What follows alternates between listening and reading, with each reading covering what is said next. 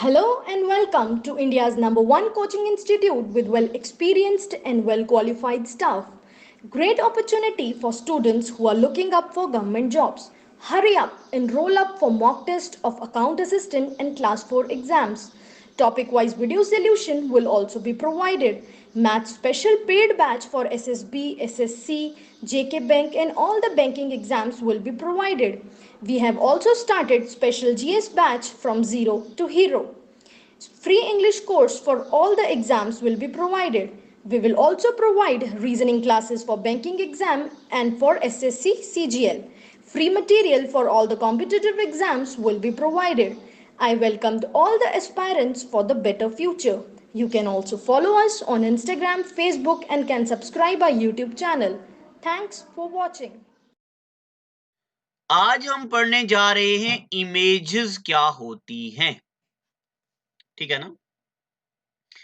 Images क्या होती हैं और इमेजेस कितने किस्म की होती हैं।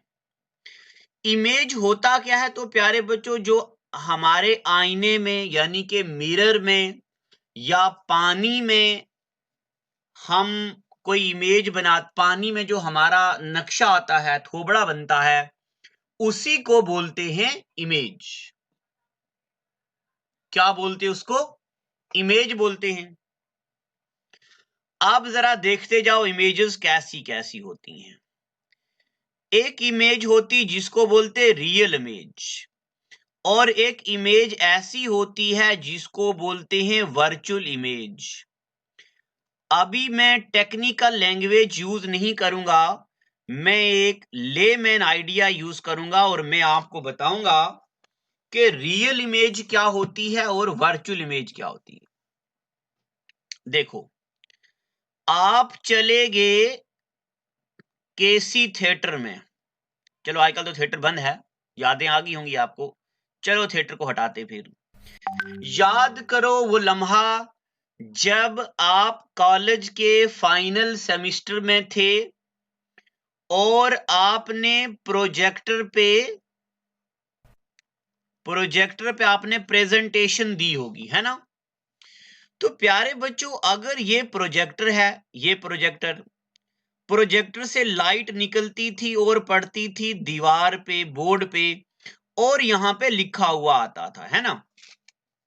अब अगर आप इस प्रोजेक्टर और इस लाइट के बीच खड़े हो जाते थे, यानी कि अगर आप खड़े हो गए यहां पे, ये येलो कलर जरा दिखता नहीं है, अगर आप खड़े हो गए इनके बीच में यहां पे ये, तो वो जो लिखा आता था ना, वो आपकी बॉडी पे बनता था। या अगर कभी ऐसा हो गया तो ये बनती है कौन सी इमेज? हाँ, मैं अभी ये नहीं बताऊंगा इमेज कौन सी बनती है। तो ये आपकी बॉडी के बीच लिखा आता है, यानी कि आपकी बॉडी के ऊपर लिखा आता है। ऐसी इमेज को बोलते हैं रियल इमेज। क्या बोलते? Real image. तो रियल इमेज की मैं डेफिनेशन बताने जा रहा हूं।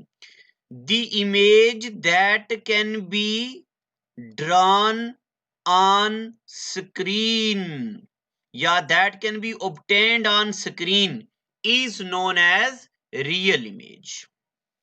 ठीक है। और वर्चुअल इमेज क्या होती है? The image which can not be obtained on screen, which cannot be obtained on screen is known as virtual image। अब मुझे पता है अभी आपको आइडिया नहीं लगा रियल और वर्चुअल क्या होता है, तो जरा सुनो तो सही। रियल इमेज वो होती है जो क्या करते हैं, हम स्क्रीन पे ऑब्टेन कर सकते हैं। यानी कि जो सिनेमा थिएटर में इमेज बनती है, प्रोजेक्टर पे जो इमेज बनती है, वो इमेज होती है रियल। और जो हम अपने शीशे में इमेज देखते हैं घर के मिरर पे, वो इमेज कैसी होती है? वर्चुअल। कैसी होती है? Virtual image. अभी मैं आपसे यही रखता हूं उम्मीद के आपको पता चल गया है कि रियल इमेज क्या होती है और आपको ये भी पता चल चुका है कि वर्चुअल इमेज क्या होती है, ठीक है ना, रियल इमेज और वर्चुअल इमेज। अब अगर डाउट है तो आप लाइव क्लास आया करो प्यारे बच्चों। आपके ग्रुप में काफी सारे बच्चे हैं, 150 बच्चा तो आपके ग्रुप में है, 150 बच्चा दूसरे ग्रुप में है। तो आपके ग्रुप में मैंने देखा बड़े कम बच्चे आते हैं, आखिर क्या मसला है? टाइमिंग का इश्यू है तो बता दो, करते कुछ आपका सोल्यूशन, बट सारे बच्चे लाइव आने चाहिए। तो वर्चुअल इमेज जो हम स्क्रीन पे ऑब्टेन नहीं कर सकते, अब मैं इसका भी एग्जांपल आपको बताता हूं। ये है आपके घर का मिरर, ठीक है, ये आपने मिरर लगा दिया वहां पे, और मिरर के सामने खड़े हो गए आप जी महाराज, ये खड़े हो गए आप। आपकी इमेज कहां बनेगी? आपका फोटो बनेगा मिरर के बीच, बन गया। आप बीच में आपने एक बहुत बड़ी शीट रख दी, ये क्या आपकी इमेज आपकी शीट पे बनेगी? तो नहीं, हरगिज नहीं। तो वो इमेज जो हम स्क्रीन पे नहीं ऑब्टेन कर सकते उसको बोलते वर्चुअल इमेज, और जो हम स्क्रीन पे ऑब्टेन कर सकते हैं उसको हम बोलते रियल इमेज। इतनी बातें पता चल गई आपको?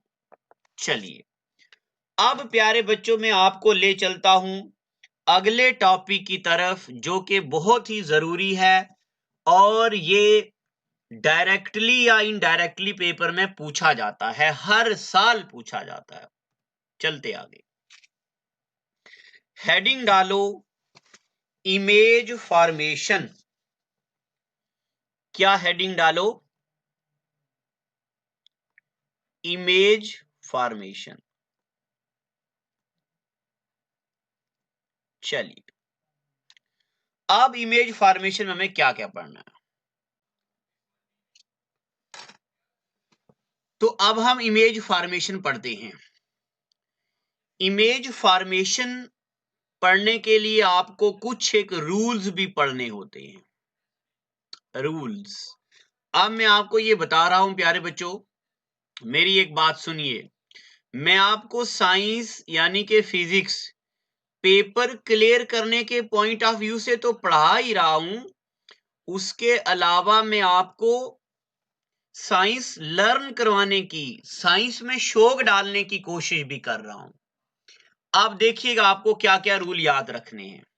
देखो प्यारे बच्चों, ये कोई मिरर है, ये कोई प्रिंसिपल एक्सिस है, ठीक है। अब एक रे ऑफ लाइट आ रही है जो प्रिंसिपल एक्सिस के पैरेलल है। क्या है? प्रिंसिपल एक्सिस के पैरेलल। तो जब ये लाइट इस मिरर पर पड़ेगी तो मिरर पर पड़ने के बाद ये मिरर से रिफ्लेक्ट होगी। तो अब ये लाइट रिफ्लेक्ट कहां से होगी? यहां से। इस पॉइंट को बोलते हैं फोकस। क्या बोलते हैं? फोकस। बस ये रूल नंबर 1 आपको याद रखना। क्या रूल नंबर 1? जब कोई ray of light principal axis के पैरेलल पड़ेगी वो मिरर पर पड़ने के बाद कहां से गुजरेगी? फोकस से। हो गया रूल नंबर 1।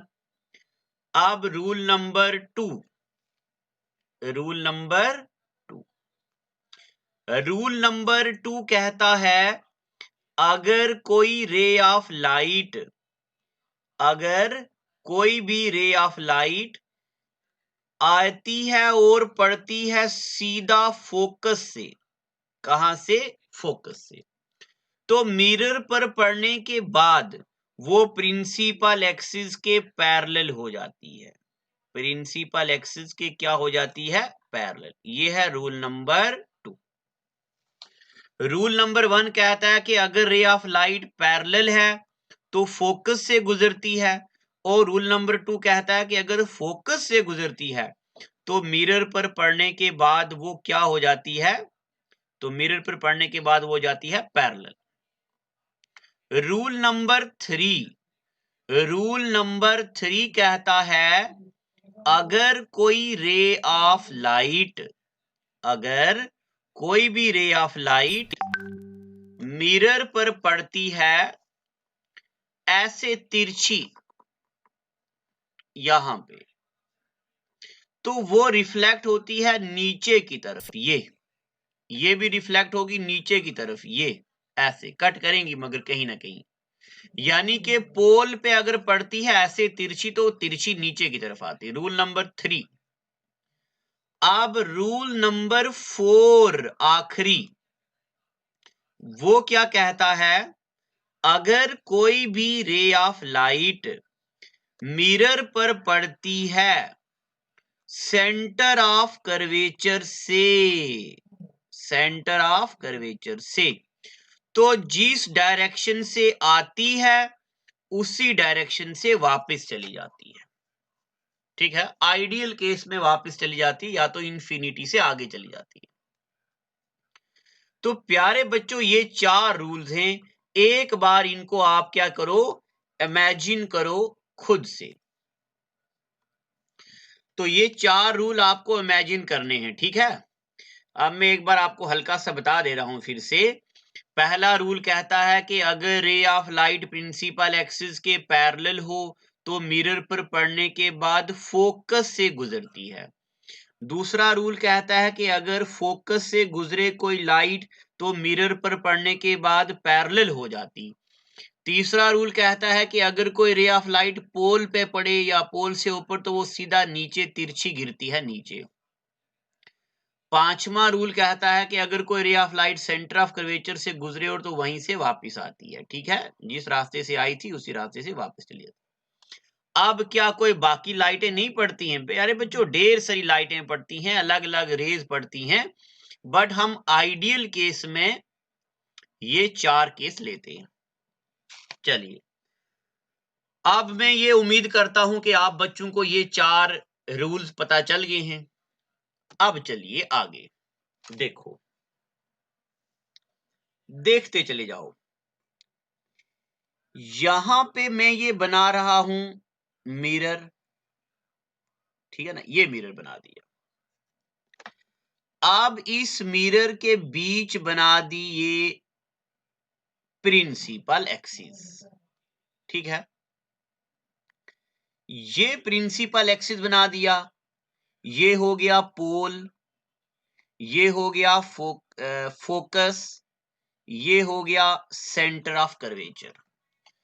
अब मैं आपको ये बताने जा रहा हूं कि हम ऑब्जेक्ट कहां कहां रख सकते हैं। ठीक है, कहीं ना कहीं ऑब्जेक्ट रखेंगे तो ही इमेज बनेगी ना। तो ऑब्जेक्ट रखने की कितनी जगह हैं? अगर आपके पास कोई भी किताब है तो आपको वहां पे एक टेबल बना होगा। ये टेबल बहुत ही ज्यादा जरूरी है और ये टेबल मैं आपको कभी जिंदगी में भूलने नहीं दूंगा। मैं पढ़ाऊंगा ही ऐसे सीक्वेंस से। अभी देखना मैं आपको कैसे याद करवा देता हूं। तो प्यारे बच्चों, हम ऑब्जेक्ट को कहां कहां रख सकते हैं मैं आपको वो बताने जा रहा हूं। तो ऑब्जेक्ट को या तो हम यहां पे रख सकते हैं, यानी कि इंफिनिटी पे, या इंफिनिटी से आगे यानी कि सेंटर ऑफ कर्वेचर के पीछे, यानी कि ऑब्जेक्ट या तो इंफिनिटी पे हो या सेंटर ऑफ कर्वेचर के पीछे हो, तभी इमेज बनेगी ना। या तो सेंटर ऑफ कर्वेचर के ऊपर हो या सेंटर ऑफ कर्वेचर और फोकस के बीच में हो या फोकस के ऊपर हो या फोकस और पोल के बीच में हो। ठीक है कि नहीं? अब मैं ये उम्मीद करता हूं कि आपको ये बातें पता चल चुकी हैं और मैं एक बार दोबारा से बताता हूं। क्या ऑब्जेक्ट रखने के कितनी जगह हैं? ऑब्जेक्ट हम कहां कहां पे रख सकते हैं? तो प्यारे बच्चों, ऑब्जेक्ट हम कहां कहां रख सकते हैं? इंफिनिटी पे, यहां पे, और कहां? सेंटर ऑफ कर्वेचर के पीछे, और कहां पे? सेंटर ऑफ कर्वेचर के ऊपर, और कहां? सेंटर ऑफ कर्वेचर के आगे, और कहां पे? फोकस पे, और कहां पे? फोकस और पोल के बीच में। ठीक है, अब मैं आपको यही चीजें यहां पे लिख के बता रहा हूं। ऑब्जेक्ट कहां कहां रख सकते हैं? ऑब्जेक्ट हम रख सकते एट इंफिनिटी। कहां रख सकते? ये थोड़ा पेन मोटा हो गया। At infinity. और कहां पे रख सकते? और रख सकते हम बियॉन्ड सी, ये वाला, यानी कि सी के पीछे ये वाला। और ऑब्जेक्ट कहां कहां रख सकते? एट सी, यानी कि यहां पे। और कहां कहां रख सकते? सी और एफ के बीच, यानी कि बिटवीन सी एंड एफ। और कहां कहां रख सकते? At F. और कहां रख सकते? बिटवीन एफ एंड पी, यानी कि फोकस और पोल के बीच में। चलिए एक बार मैं इसको रिवाइज करता हूं। हम ऑब्जेक्ट को रख सकते हैं इंफिनिटी पे, हम ऑब्जेक्ट को रख सकते हैं सेंटर ऑफ कर्वेचर के पीछे, हम ऑब्जेक्ट को रख सकते हैं सेंटर ऑफ कर्वेचर पर, हम ऑब्जेक्ट को रख सकते हैं सेंटर ऑफ कर्वेचर और फोकस के बीच, ऑब्जेक्ट को रख सकते हैं फोकस पे और फोकस और पोल के बीच। अब यहां भी सुनो, at infinity, beyond C, at C, between C and F, at F और बिटवीन एफ एंड पी। तो ये 6 ऑब्जेक्ट या 6 प्लेसेस हैं जहां जहां हम ऑब्जेक्ट को रख सकते हैं। अब पेपर में क्या क्या आता है, तो ये बातें पूरी लाइट चैप्टर का बेस है, इसलिए इसको गौर से पढ़ना। जब हम ऑब्जेक्ट को रखेंगे यहां, तो आखिर इमेज कहां बनेगी? इमेज कहां बनेगी? तो इमेज कहां बनेगी ये तो मैं आपको बना के ही बताऊंगा। चलो, अब इमेज कहां बनेगी मैं आपको बना के बता रहा हूं। देखिए मैं इन चीजों को साफ कर रहा हूं।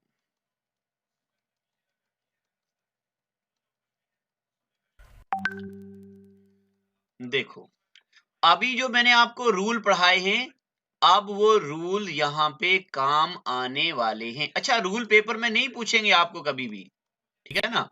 वो रूल पूछते हैं 10th क्लास के पेपर में। आपको पूछेंगे सिर्फ बताओ ऑब्जेक्ट यहां है तो इमेज कहां बनेगी, बताओ इमेज कैसी बनेगी, बताओ रियल या वर्चुअल बनेगी, बताओ उल्टी बनेगी या सीधी बनेगी। ये चीजें हमारे पेपर में आती हैं, देखते जाओ। ये हमने बना दिया प्रिंसिपल एक्सिस। पहला केस ले रहा हूं, ऑब्जेक्ट कहां है? इंफिनिटी। तो प्यारे बच्चों, जब ऑब्जेक्ट होता है इंफिनिटी पे, तो इसका मतलब ये होता है कि हमारे पास ना एग्जैक्ट प्लेस नहीं है ऑब्जेक्ट। इंफिनिटी का मतलब होता है कहीं पे भी। तो मान लो कहीं पे भी ऑब्जेक्ट है, ऑब्जेक्ट के ऊपर से एक रे ऑफ लाइट आ रही, सीधी पड़ रही पोल पे, कोई दूसरी रे ऑफ लाइट आ रही, सीधी पड़ रही, ऐसे। अब ये दोनों रेज आपस में पैरेलल हैं, ना के प्रिंसिपल एक्सिस के। तो अब मैंने आपको बताया था, जो रेज आपस में पैरेलल होती हैं वो तिरछी नीचे आती हैं, ये, और ये रेज भी आएगी नीचे, ये। अब ये दोनों कहां पे मिलती हैं? तो ये दोनों मिल रही हैं यहां पे मिल रही हैं। अब मैं आपको एक बात बताने जा रहा हूं, ये दोनों रेज मिली कहां? प्रिंसिपल एक्सिस के नीचे। तो प्यारे बच्चों, जब भी इमेज नीचे या जब भी रेज नीचे जुड़ती हैं, जहां पे रेज जुड़ती वहां इमेज बनती है, और ये रेज जुड़ी नीचे की तरफ, तो नीचे इमेज बनती है इन्वर्टेड, यानी कि उल्टी। और जो भी इमेज इन्वर्टेड होती है उसको बोलते हैं रियल एंड इन्वर्टेड। क्या बोलते? Real and inverted. अब आप मुझे ये बताओ, ओ आई एम सॉरी, ये रियल एंड इन्वर्टर मुझे यहाँ नहीं बताना चाहिए था, मुझे यहाँ पे बताना चाहिए था कि इमेज बनी कहाँ पे, ठीक है ना? तो जब भी इमेज बनती, अच्छा यहाँ पे इमेज कहाँ पे बनी? फोकस पे। तो इमेज बनी एट फोकस। कहाँ पे बनी? फोकस पे। अब पेपर में आता है इसकी नेचर कैसी है। नेचर का मतलब होता यानी कि रियल बनी है या इन्वर्टेड बनी है, तो मैं वो बताने जा रहा हूं। तो नेचर है इसकी रियल एंड इन्वर्टेड। अब रियल क्या होता है, मैंने अभी आपको बताया। आपको रियल का मतलब जो ड्रा की जा सकती है, उल्टी बनती है। रियल एंड इन्वर्टेड, ये आइडियल केसेस हम डिस्कस कर रहे हैं, लेमैन यानी कि डेली रोजमर्रा की जिंदगी में नहीं हम ये बनाते। तो जब भी ऑब्जेक्ट हो इंफिनिटी पे, इमेज कहां बनती है, फोकस पे, और कैसी होती है, रियल एंड इन्वर्टेड। ये मैंने आपको बना के बता दिया।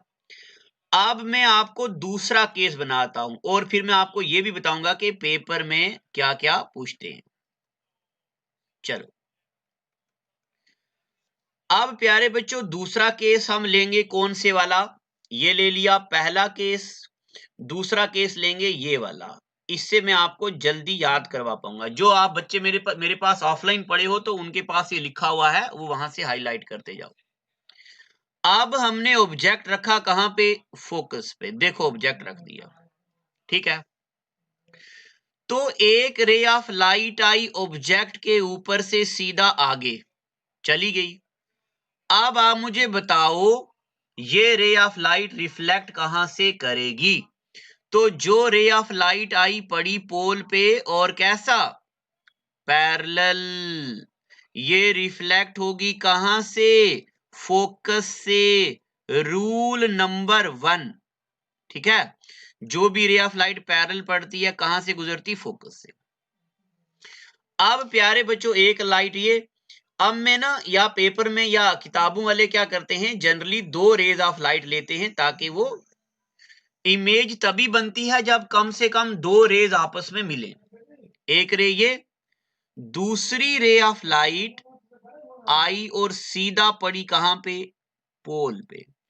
तो जो रे ऑफ लाइट पोल पे पड़ती है वो सीधा नीचे जाती है। ये अब जरा मेरा हाथ हिल गया है तो ये लाइन टेढ़ी हो गई है, बट ये रे ऑफ लाइट, ये काले वाली और ये रेड वाली आपस में पैरेलल हैं। आपस में क्या है, पैरेलल। पैरेलल का मतलब जो दो कभी मीट नहीं करेंगी। तो जो रेज मीट नहीं करती, ठीक है ना, कहां से आ गया, हाँ। ये रेज आपस में कहीं मीट नहीं करेंगी, तो आइडियल कंडीशन में माना जाता है कि ये रेज इंफिनिटी पे जुड़ती हैं। तो अगर रेज जहां जुड़ती वहीं इमेज बनती है, तो रेज कहां जुड़ेंगी, इंफिनिटी पे। तो अगर ऑब्जेक्ट फोकस पे है तो इमेज कहां बनती, एट इंफिनिटी।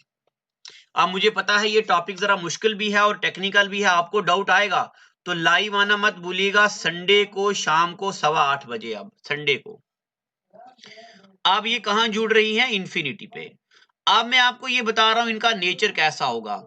तो ये प्रिंसिपल एक्सिस है, प्रिंसिपल एक्सिस से नीचे ही बनेगी। तो जब जब इमेज प्रिंसिपल एक्सिस के नीचे बनेगी वो रियल एंड इन्वर्टेड बनेगी। कैसी बनेगी, रियल एंड इन्वर्टेड। 2 केस हमने पढ़ दिए। अब मैं ले रहा हूं तीसरा केस, ठीक है ना, समझ आ रही ना आपको। अरे प्यारे बच्चों मैं आपको कोई नई चीजें नहीं पढ़ा रहा हूं, आपने 10th क्लास में ये सारा पढ़ा हुआ है, मैं आपको रिकॉल करवा रहा हूं, ठीक है ना। अब अगर कहीं मैं नाकाम हूं आपको रिकॉल कराने में, तो आप मुझे लाइव क्लास में पूछना, मैं और अच्छे से बताऊं। अब लेते हैं बियॉन्ड सी वाला। ये आ गया सेंटर ऑफ कर्वेचर, ऑब्जेक्ट रखा यहां पे, रख दिया। अब ऑब्जेक्ट के ऊपर से कोई एक रे ऑफ लाइट आ रही सीधा आगे, पैरेलल है ना प्रिंसिपल एक्सिस के, कहां से गुजरेगी, फोकस से, आ रही फोकस। दूसरी रे ऑफ लाइट कहीं से भी गुजारो, मैं गुजारता हूं फोकस से, ये आप कहीं से भी गुजारो, या फोकस से गुजारो या पोल से, फोकस से गुजरी। तो प्यारे बच्चों, जो रे ऑफ लाइट फोकस से गुजरती है वो क्या हो जाती है? Parallel principal. ये थोड़ा नीचे हो गया, मेरी लाइन खराब हो गई। पैरेलल प्रिंसिपल एक्सिस के क्या होती वो? पैरेलल। Rule number 2। तो अब देखो, ये होगी ना प्रिंसिपल एक्सिस के पैरेलल, ये दोनों कहां मिल रही? यहां पे। और मिल कहां रही है? फोकस और सेंटर ऑफ कर्वेचर के बीच में, यहां पे इमेज बन रही। ठीक है। तो हाँ, तो जब ऑब्जेक्ट रखेंगे ना बियॉन्ड सेंटर ऑफ कर्वेचर, तो इमेज बनेगी between centre of curvature and focus. देखो ना, कहा ऑब्जेक्ट रखा यहां पे, ये इमेज बनी फोकस और सेंटर ऑफ कर्वेचर के बीच में। ठीक है। अब 3 केसेस हमने पढ़ दिए। अच्छा, रही बात नेचर की, तो नेचर आप मुझे बताओ। प्रिंसिपल एक्सिस के नीचे बनी है और उल्टी बनी है, तो रियल एंड इनवर्टेड हो। ठीक है। अब चलते हैं आगे, इसको करते हैं मेरे।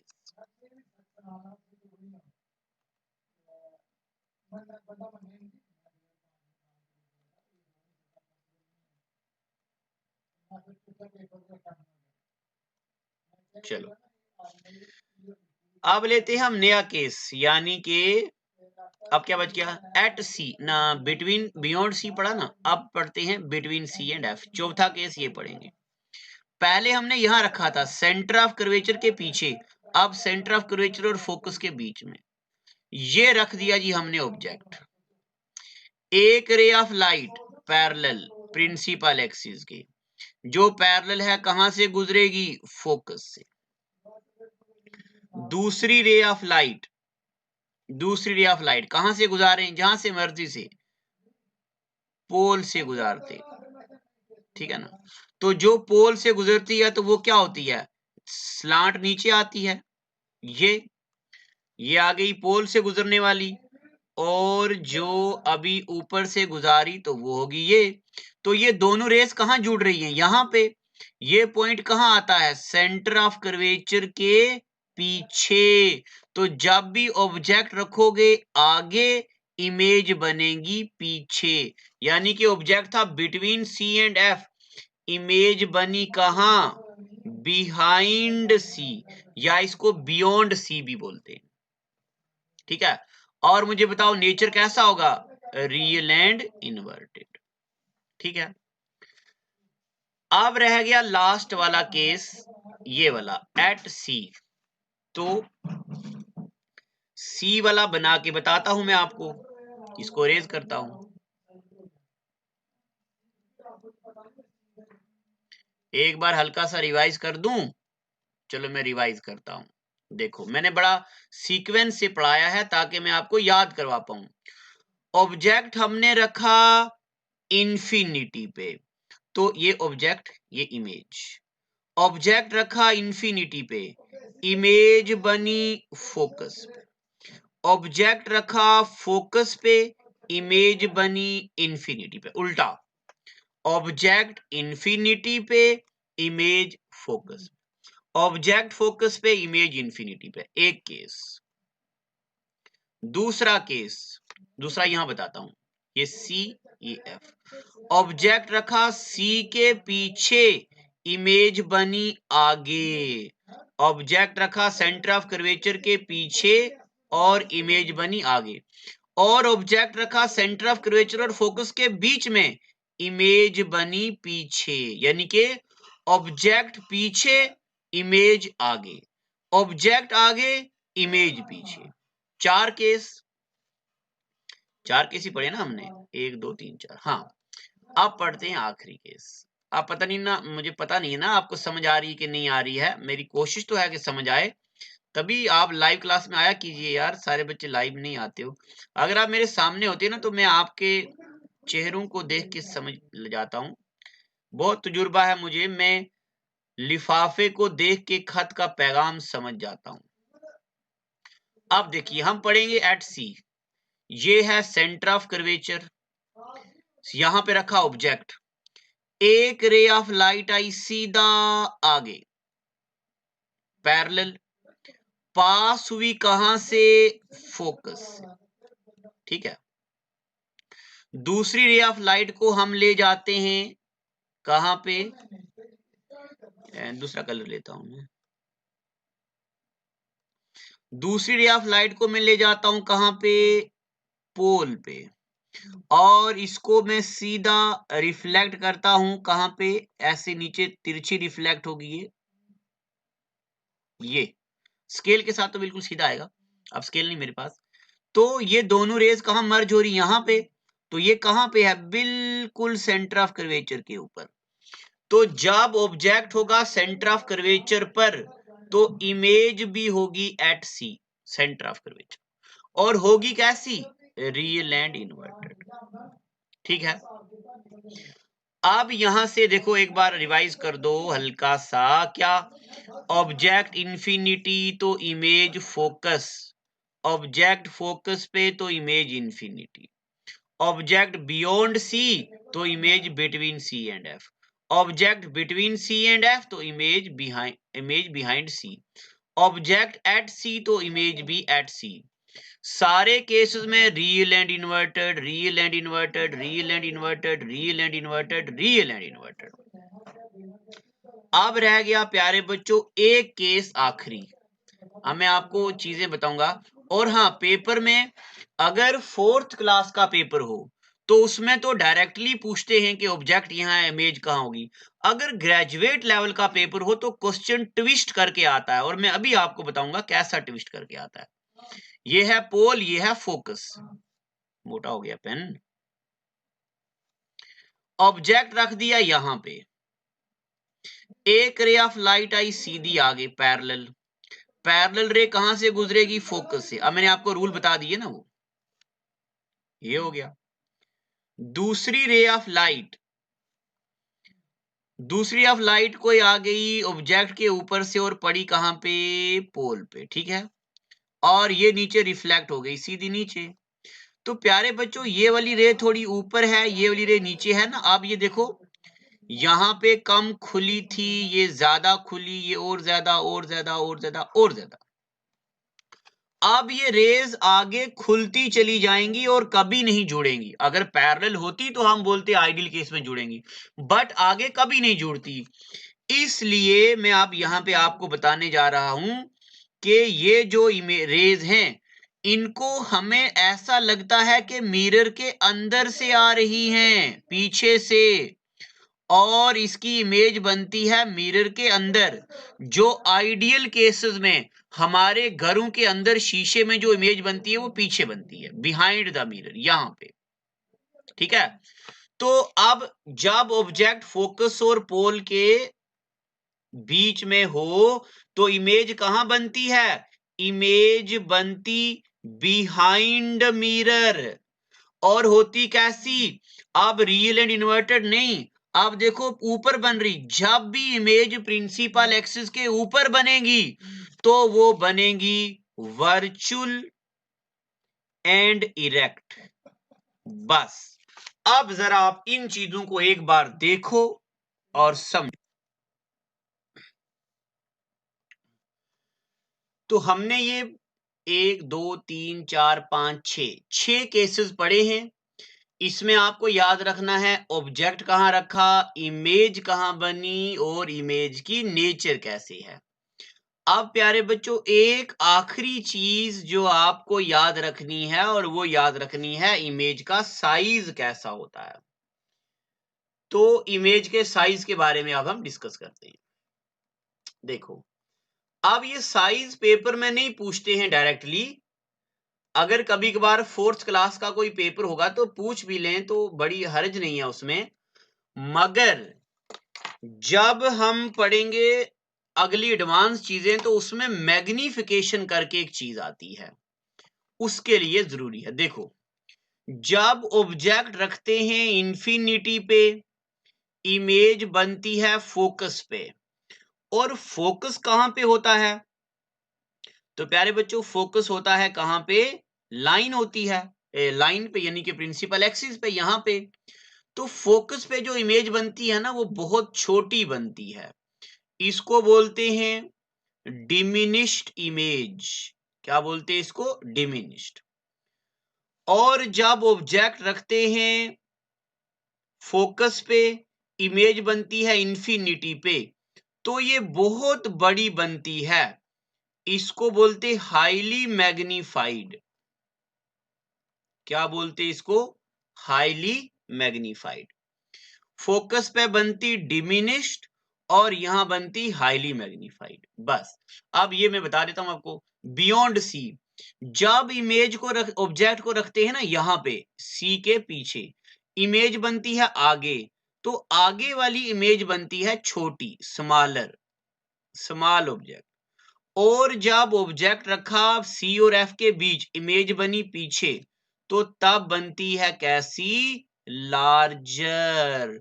और एक यूनिक केस है, जब ऑब्जेक्ट इंफिनिटी पे हो, इमेज भी इंफिनिटी पे हो, तो साइज कैसा होता है? Same size. और आखिरी बात, फोकस और पोल के बीच ऑब्जेक्ट ये है, इमेज देखो बड़ी बन गई, तो इमेज कैसी बन गई? लार्जर। बस ठीक है ना। तो मैंने एक स्ट्रक्चर्ड वे से आपको ये बनाया है टेबल, और इसमें मैंने आपको ये सारी बातें बताई हैं। अब जरा आप मुझे हल्का सा मेरे सवालों का जवाब दो। मैं यहां लिखता हूं, अभी जो मैं सवाल पूछने जा रहा हूं 4th क्लास के लिए हैं, फिर हम हायर लेवल के पढ़ेंगे। क्वेश्चन नंबर 1, बताओ कनकेव मिरर में 5 सेंटीमीटर का ऑब्जेक्ट है और 5 सेंटीमीटर इमेज बनी। बताओ ऑब्जेक्ट कहां रखा था? कहां रखा था? सेंटर ऑफ कर्वेचर पे, क्योंकि ऑब्जेक्ट और इमेज का साइज क्या है? बराबर। अब देखो क्वेश्चन नंबर 2, कनकेव मिरर में इमेज बनी वर्चुअल एंड इरेक्ट। बताओ ऑब्जेक्ट कहां रखा होगा? तो ऑब्जेक्ट कहां रखा होगा? Between F and P. ये हो गया बिटवीन एफ एंड पी, ठीक है ना, ये वाला। क्योंकि बाकी सारे केसेस में देखो ना, real and inverted, real and inverted, real and inverted, real and inverted, real and, एक केस यहां है जहां पे बन रही कैसे? Virtual and erect. ठीक है। अब बताओ अगला सवाल, क्वेश्चन नंबर 3, कनकेव मिरर में इमेज बन गई है बहुत ही ज्यादा छोटी, यानी कि डिमिनिश्ड। तो बताओ ऑब्जेक्ट कहां रखा? तो ऑब्जेक्ट कहां रखा? कहां? इंफिनिटी पे। ठीक है। तो अब ये चीजें आप याद रखना। अब एक बात यहां पे आप नोट रख दो। क्या नोट? नोट नंबर 1, क्या? In case of concave mirror, अब आप खुद लिखो, आप, मैं बोल रहा हूं, वीडियो को रोको। In case of concave mirror, the image formed is always real and inverted, real and inverted, real and inverted, real and inverted, real and inverted। ठीक है। तो क्या नोट में लिखना था? In case of concave mirror the image formed is always real and inverted, but if it is placed between pole and focus, it can be virtual and erect। बस ये note लिखना था, जो आज हमने कंप्लीट कर दिया। क्या? इसके बारे में। अब प्यारे बच्चों, आज हमने क्या पढ़ा मैं आपको रिकॉल करवा देता हूं। इमेज क्या होती है, इमेज के बारे में मैंने आपको बताया। यहां से बताता हूं एक बार हल्का सा रिवाइज। इमेज रियल और वर्चुअल। रियल का मतलब होता है जो स्क्रीन पे हम ऑब्टेन कर सकते हैं या स्क्रीन पे ड्रा कर सकते हैं, जैसे प्रोजेक्टर की इमेज रियल होती है, सिनेमा थिएटर में जो इमेज बनती है वो रियल होती है, शीशे में जो इमेज देखते हैं वो वर्चुअल होती है। ठीक है ना, वर्चुअल एंड इरेक्ट, सीधी। और रियल इमेज हमेशा उल्टी बनती है, इन्वर्टेड बनती है। उसके बाद हमने पढ़ा इमेज फॉर्मेशन के रूल। पहला रूल, अगर कोई रे ऑफ लाइट सीधी हो तो वो फोकस से गुजरती है, और फोकस से गुजरे तो पैरेलल हो जाती, और पोल पे आए तो तिरछी नीचे गिरती है, सेंटर ऑफ कर्वेचर से आए तो उसी रास्ते से वापस आती है। उसके बाद मैंने आपको ये 6 रूल्स पढ़ाए। ऑब्जेक्ट हम रखते कहाँ कहाँ, इन्फिनिटी, सेंटर ऑफ कर्वेचर के पीछे, सेंटर ऑफ कर्वेचर पे, सेंटर ऑफ कर्वेचर और फोकस के बीच, और फोकस पे और फोकस और पोल के बीच। ये 6 केसेस। अब हम इनसे जुड़ी आगे चीजें पढ़ेंगे और बेसिक चीजें पढ़ेंगे क्या क्या है, और फिर हम 3 दिन के बाद ऐसी चीजें पढ़ेंगे जो हाईली हाईली हाईली डिफिकल्ट हैं और बहुत ज्यादा पेपर में आती हैं। और बस आप बच्चे 2 से 3 दिन का रुक जाओ। राजौरी में रेड जोन लगा है, तो थोड़ा बच्चों का वो नोट्स का जो पार्सल है वो रुका हुआ है, वो पहुंच जाएगा, तो फिर हम इकोनॉमिक्स पढ़ेंगे। और ये इकोनॉमिक स्टोर की ना अकाउंट असिस्टेंट का हो, जेकेएसएसबी का हो, एसएससी का हो, एसएससी की तो प्योरली एसएससी की इकोनॉमिक। अगर आप बच्चे केएस के लिए तैयारी कर रहे हैं तो इकोनॉमी में उसी लेवल की पढ़ाऊंगा। सिर्फ इकोनॉमी नहीं, history, geography, polity, economy, science, सारा कुछ उसी लेवल का पढ़ेंगे। बट मैं अपने उन बच्चों को निग्लेक्ट नहीं कर सकता ना जिनका साइंस नहीं था, तो इसलिए मैं बेसिक चीजें भी बता रहा हूं। जिनको आती हैं तो वो प्लीज जरा ठंड रखें। ये मत बोलना कि मास्टर बच्चों वाली चीजें पढ़ा रहा है। मैं बच्चों वाली चीजें तो पढ़ा रहा हूं, बड़ों वाली चीजें भी पढ़ाऊंगा। Thank you and God bless you.